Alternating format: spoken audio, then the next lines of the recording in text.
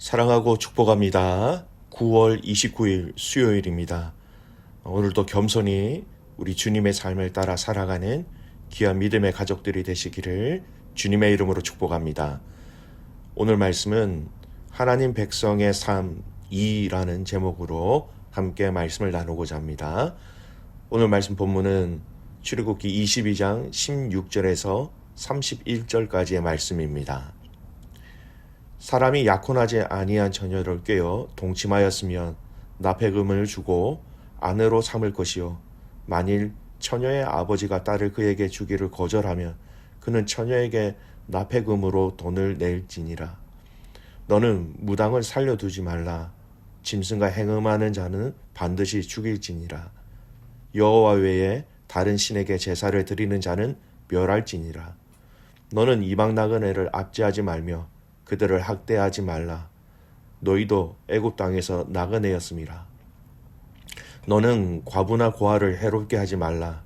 네가 만일 그들을 해롭게 함으로 그들이 내게 부르짖으면 내가 반드시 그 부르짖음을 들으리라. 나의 노가 맹렬함으로 내가 칼로 너희를 죽이리니 너희 아내는 과부가 되고 너희 자녀는 고아가 되리라.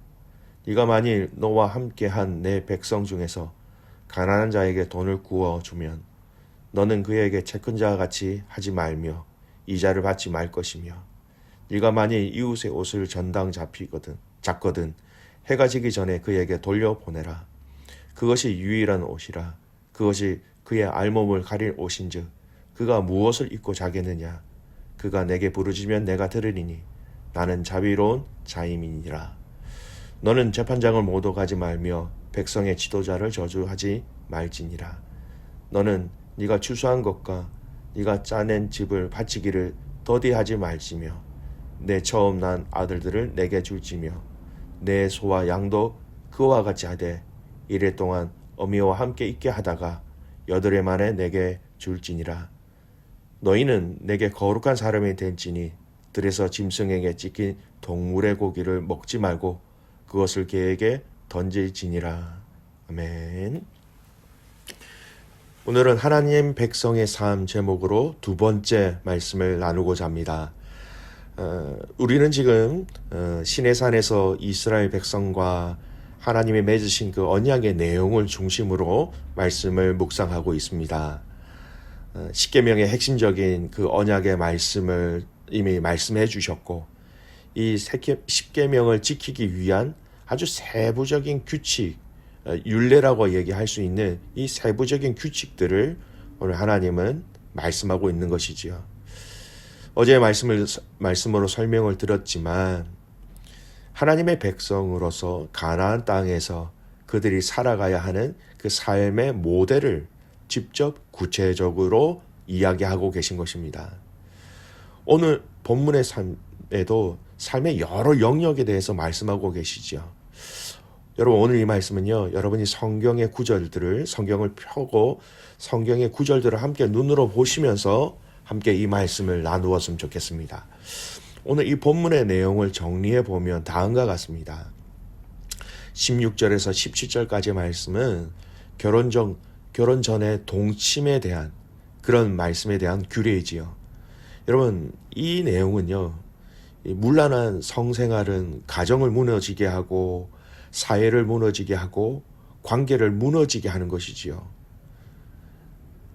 납폐금이라는 돈을 통하여서 책임이라는 부분들을 부각하고 있는 것입니다.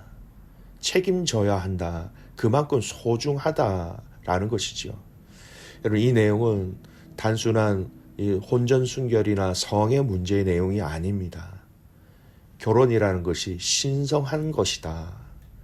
하나님이 허락하신 가정의 시작을 아름답게 그리고 바르게 지켜나가야 함을 말씀하고 계신 것입니다. 하나님의 백성의 가정의 시작과 그 삶은 아름답고 또 질서 있고 존중하며 바르게 시작되어야 한다라는 것을 포함하고 있는 말씀이지요. 하나님의 백성으로서의 삶을 살아가는데 이 가정의 소중함을 이 말씀을 통해서 주시는 것입니다. 그래서 뒤에 19절에 보면 동물과 행음하는 자를 죽이라고 말씀하시죠. 성과 결혼이라는 신성한 제도를 만드신 하나님의 뜻을 이 동물과 행음한다라는 것은 정면으로 거부하기 때문에 이를 죽여라 라고 말씀하시는 겁니다.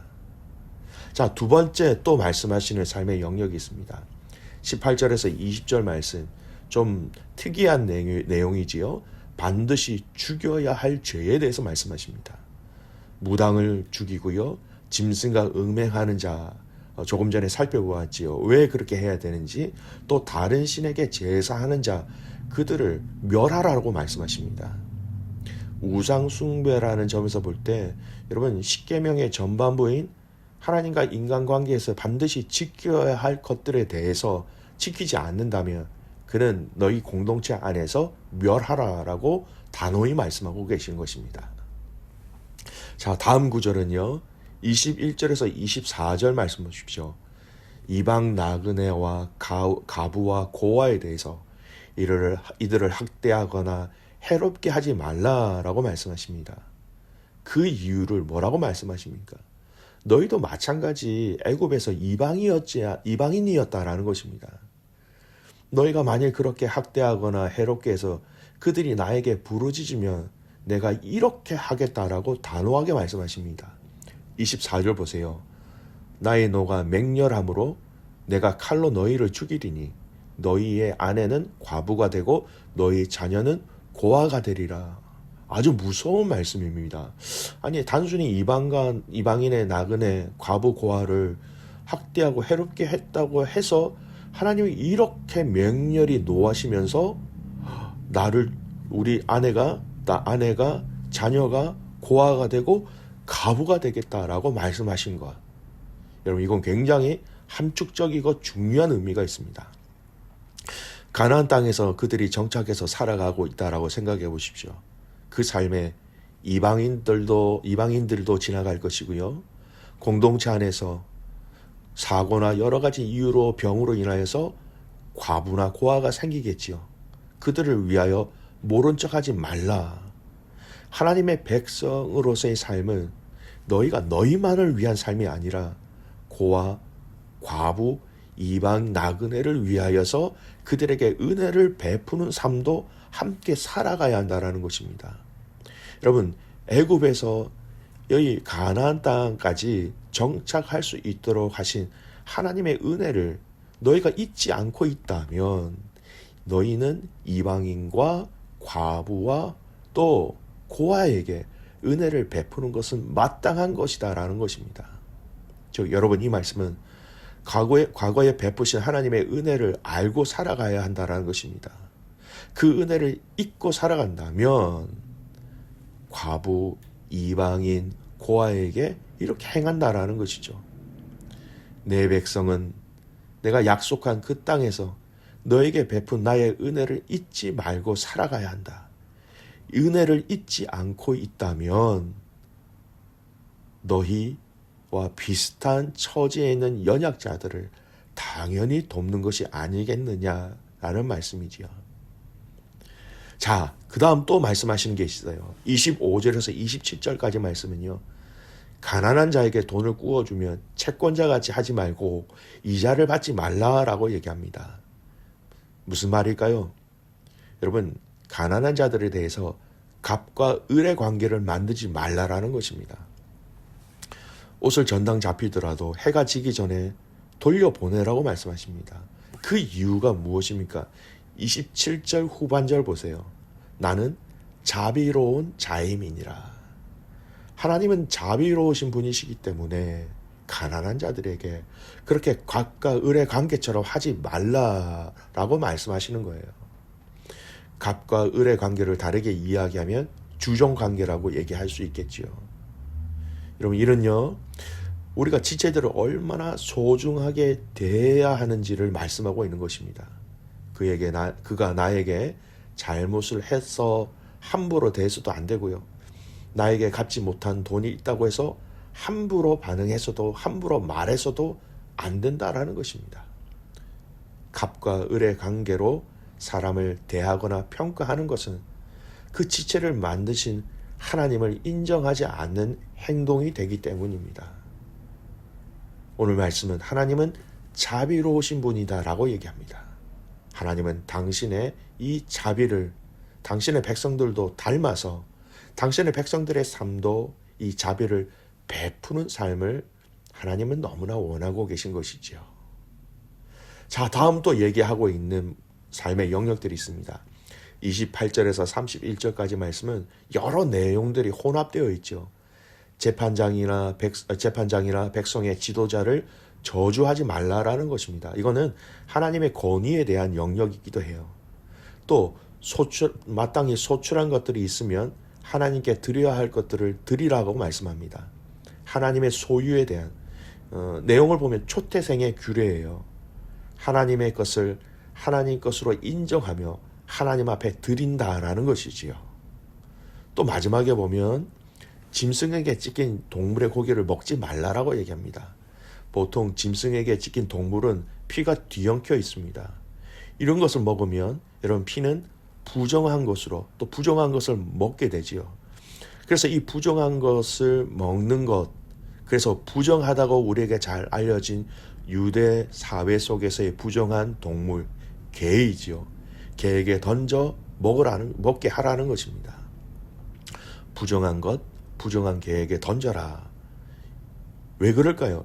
31절에 너희는 나에게 거룩한 사람이 되어야 하기 때문이다 라고 말씀하십니다.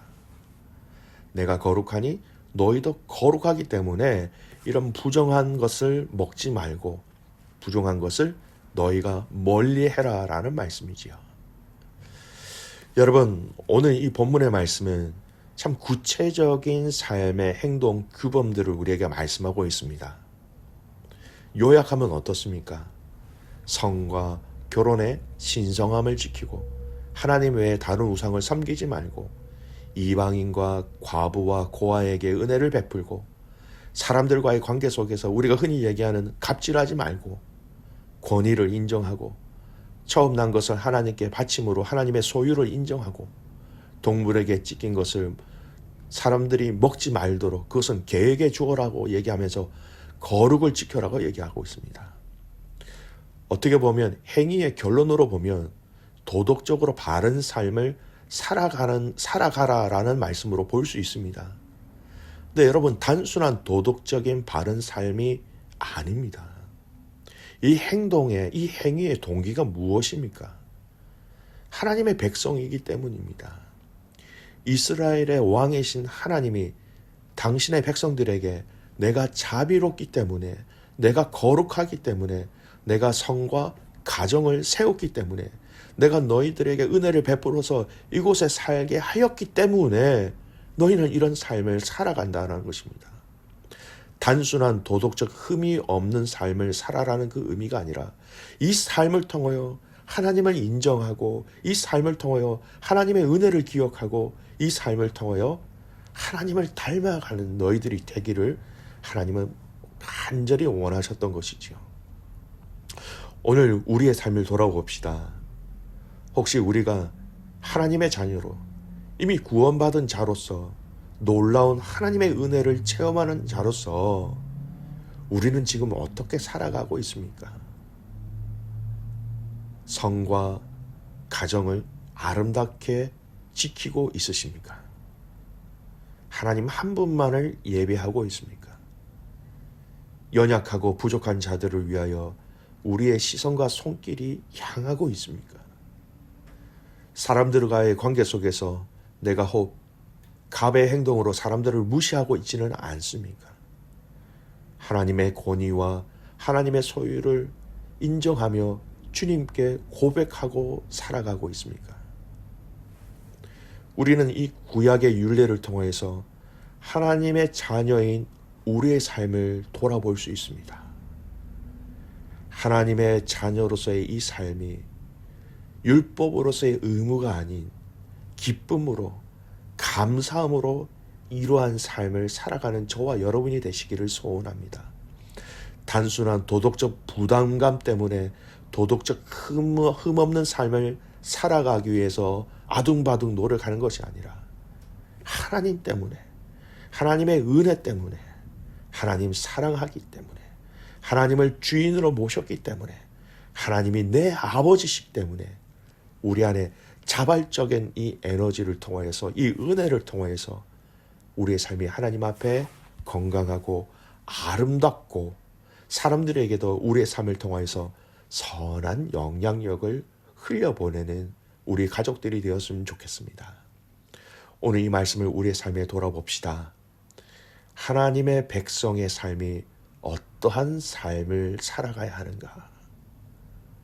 말과 생각과 행동과 재정과 모든 관계 속에서, 모든 우리의 가치관 속에서, 우리의 모든 세계관 속에서 하나님을 닮아가고 하나님을 인정하고 하나님을 사랑하는 하나님의 자녀로서의 삶을 살아내는 저와 여러분이 되시기를 주님의 이름으로 축복합니다. 아멘. 살아계신 아버지 하나님, 감사와 찬송과 영광을 올려드립니다. 하나님과 이스라엘 백성들의 그 언약을 맺는 이 언약의 내용들을 보면서 오늘 이 시대에 우리가 살아가는 우리의 삶을 돌아보게 됩니다. 하나님, 우리가 어떻게 살아가야 하는지를 이 말씀을 통하여 가르쳐 주셔서 감사합니다. 단순한 도덕적 흠 없는 삶이 아니라 하나님이 내 아버지이시기 때문에, 내가 하나님의 은혜를 알았기 때문에, 내가 구원받은 하나님의 자녀이기 때문에 하나님, 우리의 삶을 그렇게 살아낼 수 있도록 은혜 위에 은혜를 더하여 주시옵소서. 사랑하는 귀한 모든 믿음의 가족들의 오늘 이 하루의 삶이 하나님의 백성으로서, 하나님의 자녀로서 살아가기에 부족함이 없도록 하나님 도와주시옵소서.